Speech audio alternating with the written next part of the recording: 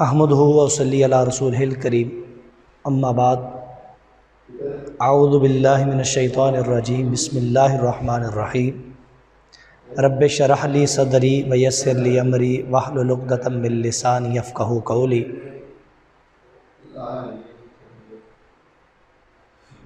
میرا نام حافظ محمد صدام اور میں لیکچرار ہوں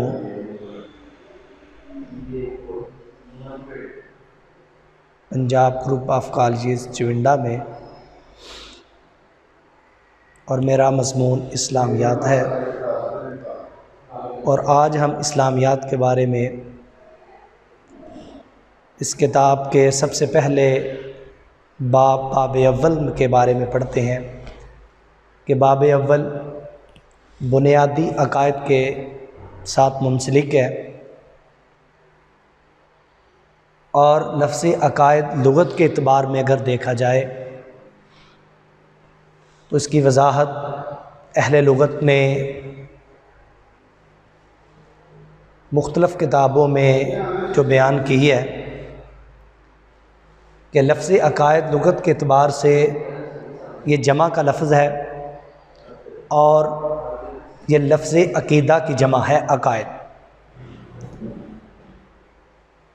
لفظ عقیدہ خود عربی کے لفظ عقد سے بنا ہوا ہے، اور عقد کا معنی ہے گرہ لگانا، کسی چیز کو باندھنا۔ جیسے کسی چیز کی گرہ لگائی جائے، کسی چیز کو باندھ دیا جائے تو اس کو کھولنا بہت مشکل ہوتا ہے، بعین ہی کسی انسان کے عقیدے کو تبدیل کرنا بہت مشکل ہوتا ہے۔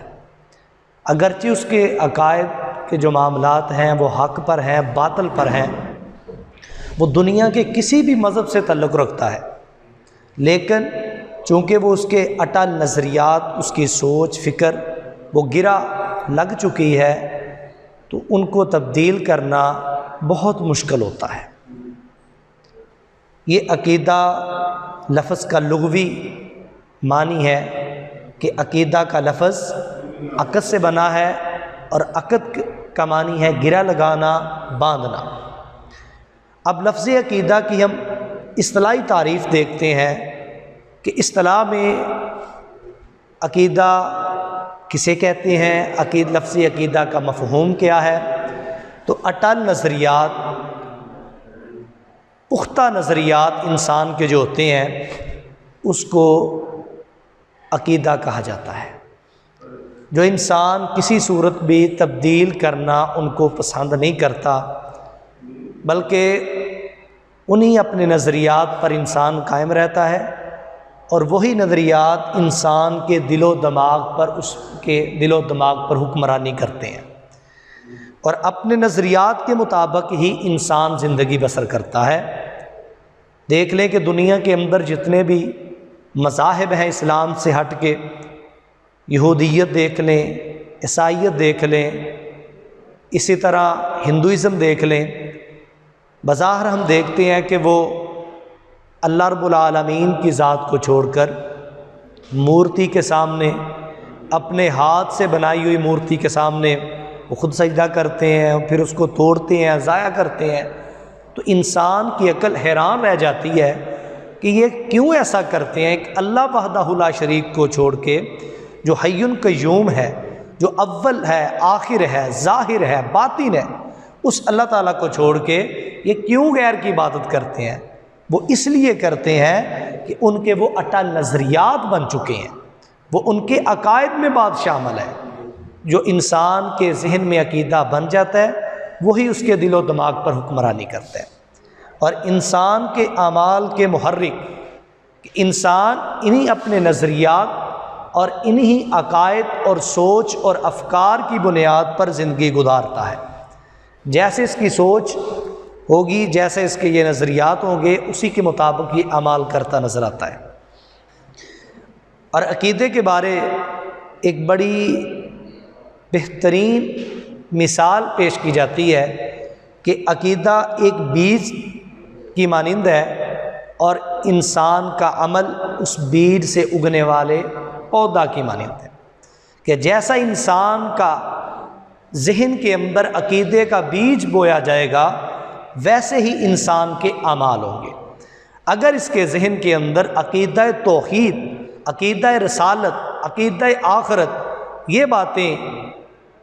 پختہ اور اٹل نظریات یہ موجود ہوں گے تو پھر انسان شرک کے پاس نہیں جائے گا، بدعات نہیں اپنائے گا اور میدان معاشر اور آخرت کا انکار نہیں کرے گا۔ لیکن یہ اسی وقت ہوگا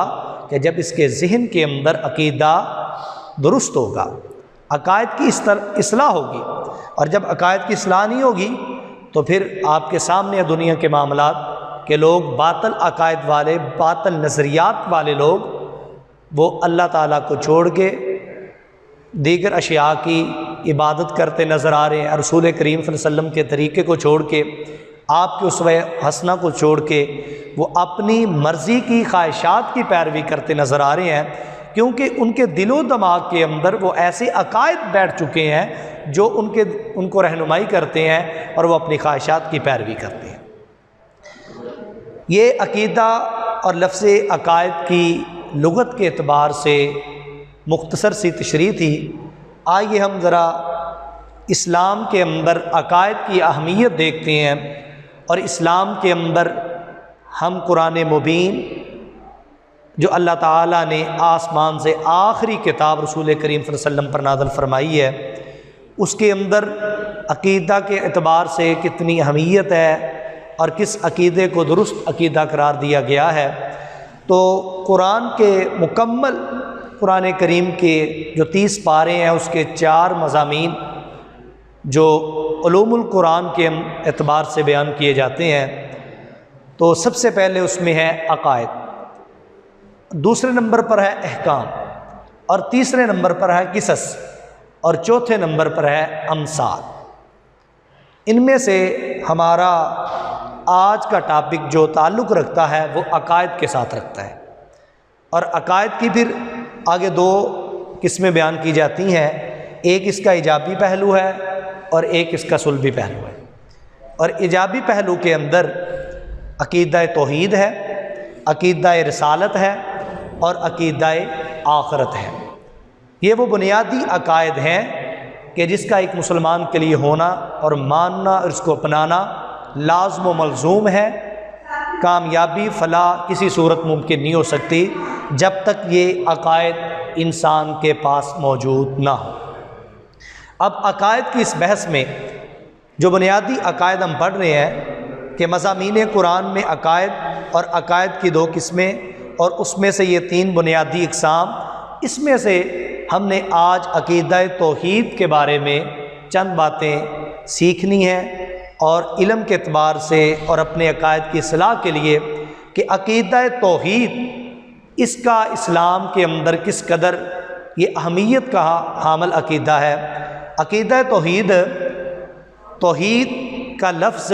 اس کا لغوی معنی ہے اللہ کو یکتا ماننا، اکیلا ماننا، وحدہ لا شریک ماننا، اللہ کی صفات میں، ذات میں، اوصاف میں، قدرت میں، کمالات میں اللہ تعالیٰ کو ایک ماننا، یہ عقیدہ توحید کہلاتا ہے۔ اور اس کی اہمیت قرآن مجید میں کس قدر بیان ہوئی ہے۔ عقیدہ توحید کی اہمیت دیکھیے کہ اللہ تعالیٰ نے سورۃ النحل میں فرمایا وَلَقَدْ بَعَثْنَا فِي كُلِّ أُمَّةٍ رَسُولًا أَنِ اعْبُدُوا اللَّهَ وَاجْتَنِبُوا الطَّاغُوتَ، اور ہم نے تحقیق ہر امت کے اندر رسول بھیجے، ہر قوم کی طرف اللہ کے انبیاء علیہ السلام مبعوث فرمائے گئے۔ ان انبیاء اور مرسلین نے اپنی قوم کو جو دعوت دی ان اعبدوا اللہ، سب سے پہلے عقیدہ توحید کی دعوت دی کہ اللہ کی عبادت کرو، ان اعبدوا اللہ، اللہ کو سجدہ کرو، ان اعبدوا اللہ، اللہ تعالیٰ کی ذات ہی کی عبادت کرو، واجتنبوا الطاغوت، اور دوسری بات طاغوت سے بچ جاؤ، اللہ تعالیٰ کو چھوڑ کے جس کی بھی عبادت کی جائے اور وہ اپنی عبادت کروانے پہ راضی ہو اس کو طاغوت کہتے ہیں۔ تو تمام انبیاء اور مرسلین نے یہ کہا کہ عبادت صرف اللہ تعالیٰ کی جائے گی، اور حضرت آدم علیہ السلام سے لے کے رسول کریم صلی اللہ علیہ وسلم تک تمام انبیاء علیہ السلام کی دعوت کا آغاز بھی عقیدہ توحید سے ہوتا ہے۔ ہم قرآن مجید کا مطالعہ کریں، سورۃ اعراف پڑھیں، سورۃ ہود کا مطالعہ کریں تو ہمیں پتہ چلتا ہے وَلَقَدْ أَرْسَلْنَا نُوحًا إِلَىٰ قَوْمِهِ يَا قَوْمِ اعْبُدُوا اللَّهَ مَا لَكُم مِّنْ إِلَٰهٍ غَيْرُهُ۔ حضرت نوح علیہ السلام نے اپنی قوم کی طرف جب رسول بن کر گئے تو سب سے پہلے جو دعوت دی وہ عقیدہ توحید کی دعوت دی کہ اللہ کی عبادت کرو۔ حضرت شعیب علیہ السلام کا ذکر آتا ہے وَإِلَىٰ مَدْيَنَ أَخَاهُمْ شُعَيْبًا قَالَ يَا قَوْمِ اعْبُدُوا اللَّهَ مَا لَكُم مِّنْ إِلَٰهٍ غَيْرُهُ۔ حضرت شعیب علیہ السلام نے بھی سب سے پہلے اپنی دعوت کا آغاز عقیدہ توحید سے کیا ہے۔ دیگر انبیاء علیہ السلام اور اسی طرح خاتم النبیین جناب محمد رسول اللہ صلی اللہ علیہ وسلم نے جب کوہ صفا پر سب سے پہلی جو دعوت دی تو یہی دعوت دی یا ایھا الناس قولوا لا الہ الا اللہ، اے لوگو تم کہہ دو اللہ ایک ہے، وہ وحدہ لا شریک ہے، عقیدہ توحید کو اختیار کر لو، تفلحوا تم کامیاب ہو جاؤ گے، وتملکوا العرب والعجم اور عرب و عجم کے بادشاہ بن جاؤ گے عقیدہ توحید اختیار کرنے سے۔ اب اسلام کے بنیادی عقائد میں جو آخری بات ہماری رہ گئی اس کے حوالے سے توحید، رسالت، ملائکہ پر ایمان، کتب سماوی پر ایمان، یوم الآخرہ آخرت کے دن پر ایمان لانا۔ تو قرآن مجید میں ان سب کو ایک مقام پر اللہ تعالیٰ نے اکٹھا بیان کیا ہے۔ وَلَٰكِنَّ الْبِرَّ مَنْ آمَنَ بِاللَّهِ وَالْيَوْمِ الْآخِرِ وَالْمَلَائِكَةِ وَالْكِتَابِ وَالنَّبِيِّينَ سورۃ البقرہ۔ اللہ تعالیٰ فرماتے ہیں اور لیکن نیکی تو یہ ہے، یہ عقائد پر قرآن کی بہترین مضبوط ترین دلیل ہے، اکٹھے عقائد پر۔ اللہ فرماتے ہیں نیکی تو یہ ہے کہ جو اللہ پر ایمان لائے، آخرت کے دن پر ایمان لائے، اور اسی طرح فرشتوں پر ایمان لائے، کتابوں پر اور انبیاء علیہ السلام پر ایمان۔ اور اس آیت کریمہ کا مختصر سا شان نزول جو تفسیر احسن البیان میں حافظ صلاح الدین یوسف حافظہ اللہ تعالیٰ نے، تفسیر ابن کثیر میں امام ابن کثیر رحمۃ اللہ علیہ نے، تفسیر قرطبی میں امام قرطبی رحمۃ اللہ علیہ نے، اور تفسیر کبیر میں امام فخر الدین رازی رحمۃ اللہ علیہ نے، اور دیگر جمہور مفسرین نے بیان کیا ہے کہ اہل اسلام جب مدینہ طیبہ پہنچے تو تحویل قبلہ کے بعد 16 یا 17 مہینے جب نماز بیت المقدس کی طرف منہ کر کے نماز ادا کی، رسول کریم صلی اللہ علیہ وسلم کی چاہت اور تمنا کے مطابق اللہ تعالیٰ نے بیت اللہ المحترم کو قبلہ بنا دیا۔ تو سب سے پہلی نماز جو صحیح البخاری کی روایت سے ملتی ہے وہ نماز عصر ہے، جو رسول کریم صلی اللہ علیہ وسلم نے بیت اللہ کی طرف منہ کر کے نماز عصر ادا کروائی۔